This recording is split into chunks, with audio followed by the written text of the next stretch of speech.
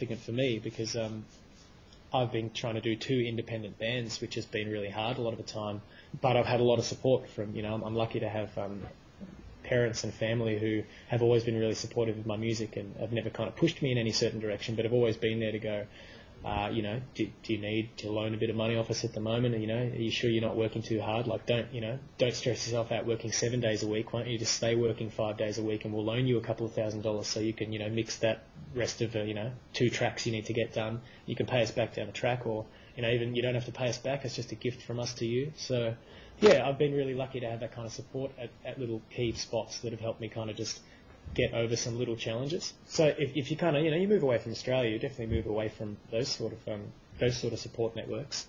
But like I said before about kind of, I think that you have to try to learn about yourself and find out what you're good at and how you're feeling. And at times I feel like, say with the basics, who have enjoyed as much of a platform or as much of a response on, say, radio in Australia, as I have with my Gotye music. We've talked quite a bit over the last few years about moving overseas, maybe moving to the UK or moving to somewhere in Europe to just kind of start from scratch.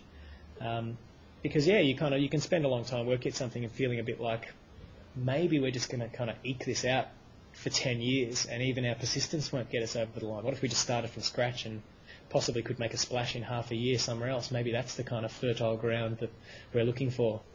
Yeah, no, it's great. I mean, you've had a great response here. No reason to leave yet.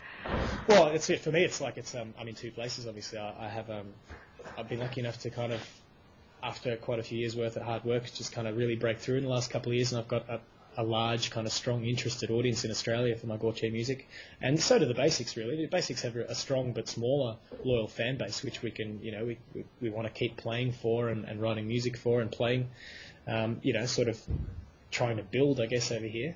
So yeah, there's no big reason to move away, but it's, I don't know. It's I think most bands, most artists, regardless of whether they're independent or on labels, be they independent labels or major labels, just find that the Australian music industry it's just not a large enough market to sustain a full-time career.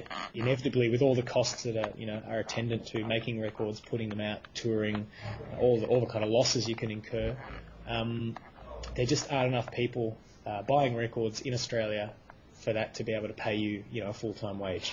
So, there's a good reason why people consider trying to make it in another territory. Thanks so much for taking the time to speak with us today. It's been great. That's okay. No worries.